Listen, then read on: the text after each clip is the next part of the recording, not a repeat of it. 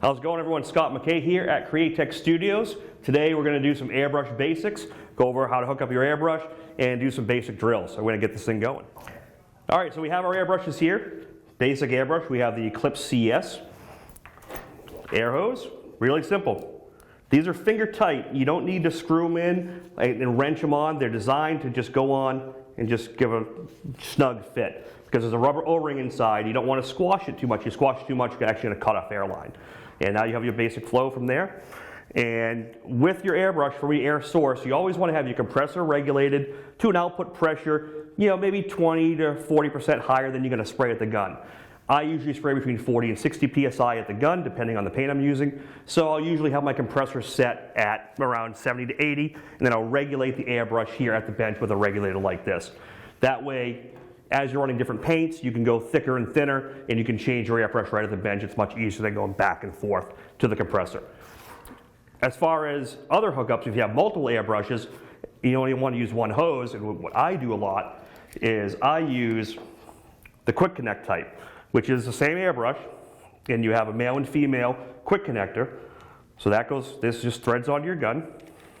The same exact way, just snug fit. And then on your hose line, you have your other connect, and you just pop in, and you're good to go. And put paint in the gun, and we're going to be using Createch Colors Transparent Black straight out of the bottle, and we're going to do all the drills with that, and we're going to get going. So we got our Createch Transparent Black, regular Createch Colors, straight out of the bottle. Pop the cap. You don't have to fill the cup up, just enough to get going. Put the cover on. I always put my thumb on it and just give it a little shake, make sure it's all in. Check the spray, then we're going to get to painting. I'm going to go to basic drills here. So what I have here is just a piece of paper. You can use anything. You can use t-shirts, you can use cloth, you can use Pellon, you can use paper towels stacked over and over again. Use it just to get your basic drills done. What I've done here, just taking a ruler, I've drawn a couple lines with a pencil, just for guidelines. And we're going to start with the very basics, which is the dots. The key to this is to always keep the air pressure on. These triggers are not variable. They're on or off switches. If you push down a little bit, you can get a little bit of air, but it's not controllable. It's designed as an on or off switch. So air on, air off. So when you're painting the dots, you want to go air on, pull the trigger back. That's going to let paint come out. And then you're going to close the trigger off. It's going to stop the paint. And that's how you do the dots. I'm going to go right to the surface. I'm going to pull the trigger out. And I'm going to go back. We got a nice dot. I'm going to move. I'm going to do it again. I'm going to do it again. And the reason I do these lines is so I can stay consistent. It's going to help you with spatial relation as far as airbrush to the surface. Because what you'll notice, I'll do it right now, if you're closer to the surface or further away, you'll get different line widths. So if I get really close and pull back the trigger a little bit, I'll get little dots. If I go further away, I can get bigger dots. If I pull the trigger back far, I can get really huge, or I can get really close and pull back a little bit and get really tight and small. But notice the one thing that's happened this whole time, my air has stayed on the entire time, and I'm just rocking the trigger back and forth. If you do this enough, you'll get that into your head as far as how the airbrush should flow.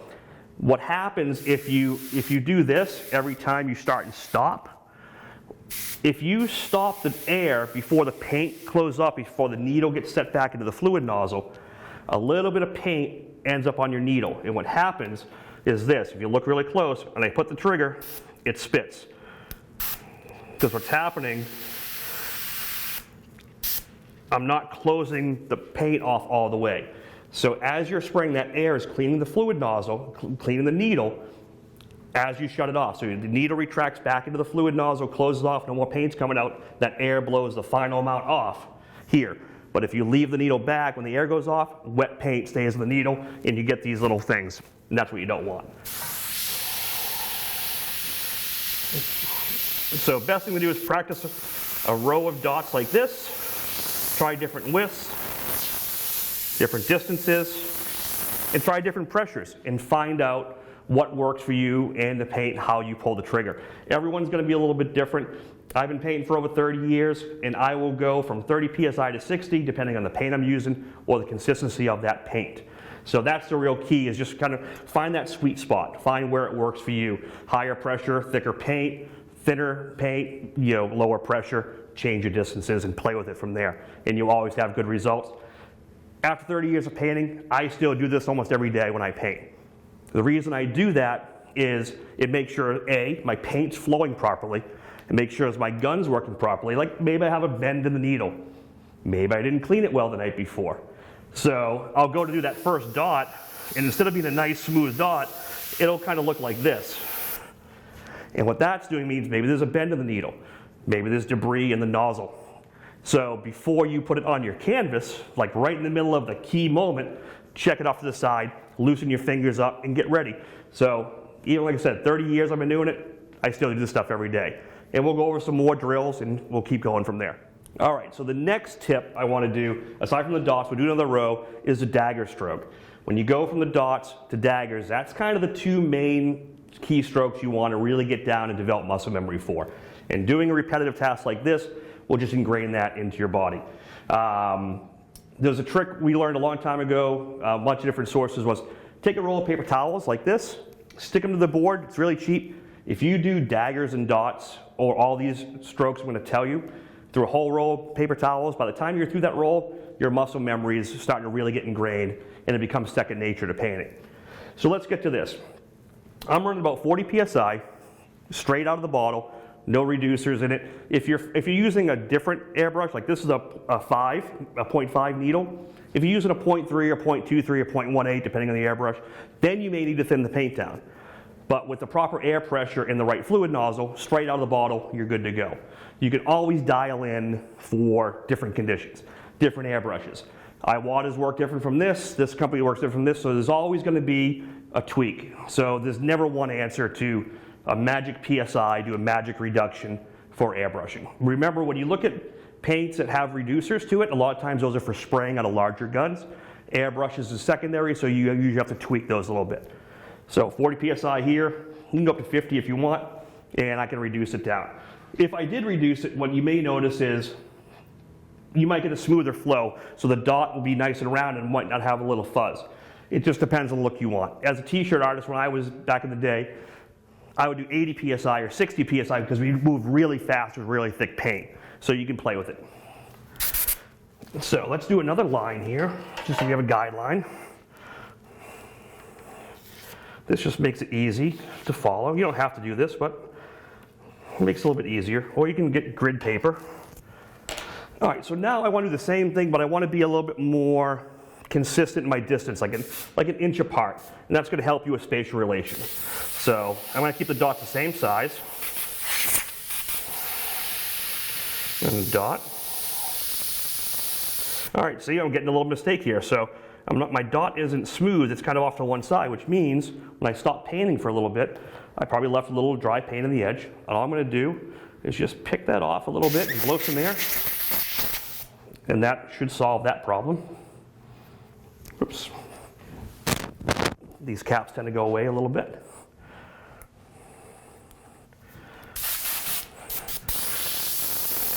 Yep, see, now the dot's nice and round. It was just that little bit of dried paint made the dot just a little bit off. So remember, we're trying to stay about an inch or so apart. You can go a couple inches. I'm trying to keep a consistent size. See how I'm putting my finger down? You can do that just to kind of get your balance, or you can go free. Practice it both ways, see what works for you. Okay, so the reason I did that is now I'm going to play connect the dots. So we're still going to do that air on the whole time. Notice my air never went off that whole time. So I'm going to go air on, I'm going to pull the trigger back at that dot, and I'm going to move to the next line, and then I'm going to close the trigger off. So air's down, open the trigger, close the trigger. Open the trigger, close, open, close, open, close, open, close, and keep going. Now I'm going to go down, over, over, over. Then I'll usually go up and down like this, and then I'll crisscross. And I try going different ways and different combinations. We all have a natural tendency to be better left to right or right to left, down to up, up to down, depending on how we write or draw or whatever. So by doing it multiple ways, you're going to get better muscle memory so you can attack anything from any angle. And you just keep going. These are a great way to practice. Moving on from that, my next drill that I do is I do just dagger strokes without the dots. I try to keep them in the same area, and I usually do them in threes. And if you're doing dot to dot and you're closing it off and without the dot there, this is where you get the dagger stroke. So I'm going to open it up, I'm going to get the dot, and I'm going to move, and I'm going to close the trigger. See how it starts to go up to a point? And if you keep moving, you get these dagger strokes, or rat tail strokes is when I started it, is what it was called. So what I like to do with this for practice is I do them maybe about an inch or so, is I do them in threes. 1, 2, 3, that's going from left to right. 1, 2, 3 down. 1, 2, 3 right to left, and then up.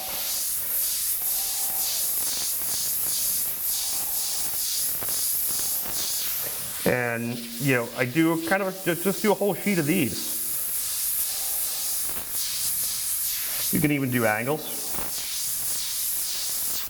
By doing those different strokes, you're training that muscle memory to move from any angle, any direction.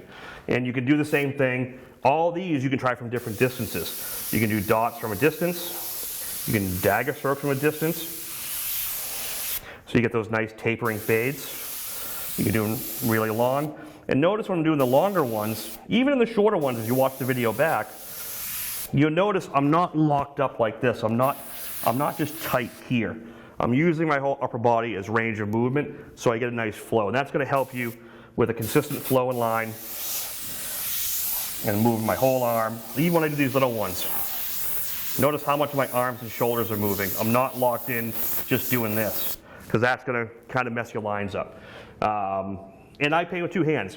This one I use for movement, this one I use for stability, and I can rock and roll back and forth like this without a problem. And really keep my bearings and go from there. I got a few more drills we'll go over to the next part, but you do these consistently, it'll start training that muscle memory and your paint flow, and you'll get everything dialed in just right. All right, I've changed a piece of paper out here. We're gonna go to something new. After those drills are all pretty straight. Everything's kind of rigid, straight lines, verticals, horizontals. Now we've got to start getting some motion, some curves in there, which is we're gonna start using more wrist movement. As opposed to body, keeping things straight, we're gonna do more wrist. And that's going to help you get nice curves and circles and things like that. So this drill I love. It's a variation of the dagger stroke. So we got the daggers, we just talked about. So now we're going to do them as pinwheels. So we're going to curve them.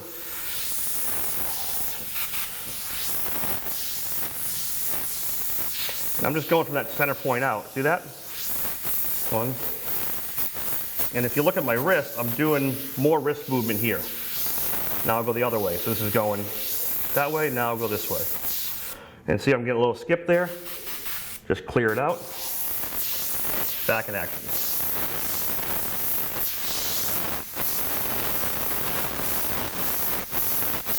Now sometimes that spit happens. When you use the gravity feeds and you shake like this, sometimes paint dries on the top of that cap and it covers up the hole. And what happens there is you lose your back pressure, so you won't get the flow going through, and the paint won't drop, and you'll get skipping. That's where a lot of the skipping happens, is here. Another thing that causes skipping, you didn't put your cap on right, it's too loose, or you're not tight in here. Any of those things will cause a loss of vacuum, and you'll get skipping and things like that. So, always check that vent hole, keep it clean, and keep the needle clean. So you'll probably notice the next ones of these will look even better. Much better. They flow much better.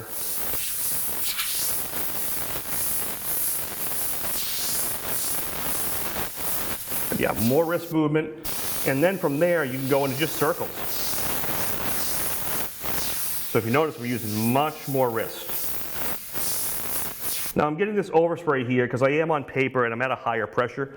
On a t-shirt, you wouldn't really get this as much because the paper is actually deflecting a lot of the paint. So if you're getting that, you can drop the pressure down. You might have to move a little slower, but you'll get less paint. And try different sizes. Do circles within circles, and then a happy little rat tail.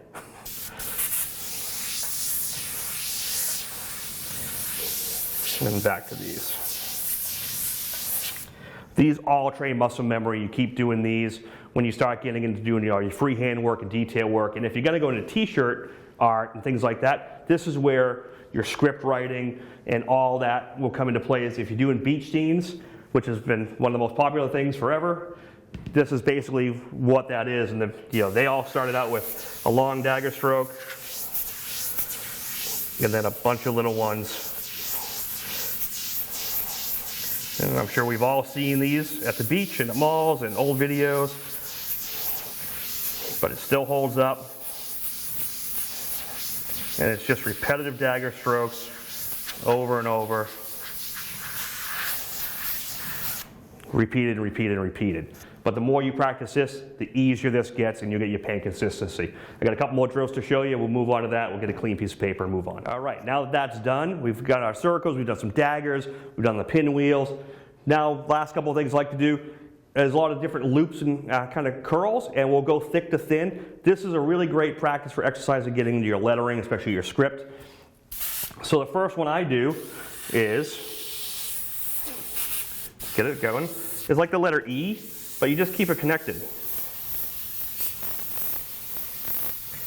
I'm kind of keeping my arm pretty rigid, and I'm using a little bit of my wrist, but what I'm doing, so this is pretty consistent.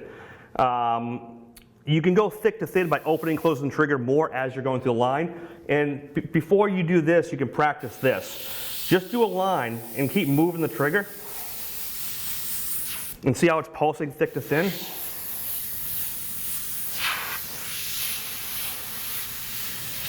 You can practice different distances as well. Oh, I'm out of paint. Put some more in there. Easy as that. So if you notice, this distance will change. I didn't move the trigger at all. And you'll see that the distance and the thickness change. So what I'll do for this loop is I'll vary the trigger as I'm going. And the more you practice, you'll get in a rhythm.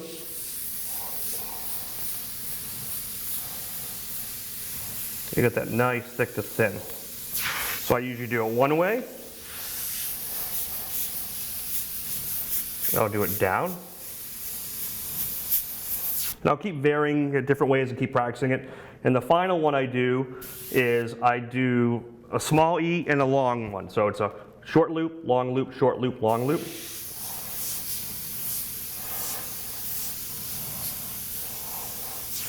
And you can mess up and, get yourself back into rhythm. Remember, just like riding a bike, I started doing t-shirts about 30 years ago, so I don't do as many anymore, but it still comes back. And the more you practice, the better it comes. I'm going to change this piece of paper out and do a row of these and show you that, and we'll close this thing off. Actually, I'll just flip this over. There we go. We won't waste paper. All right, so regular loops, one size, then the thick and thin. You'll get a rhythm. Then you go the other way.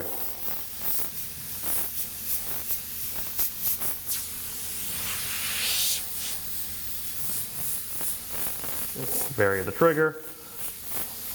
Always mess around, change it up. You can also do these when you get into script writing. You could do, it's like a lowercase a. You can put a tail.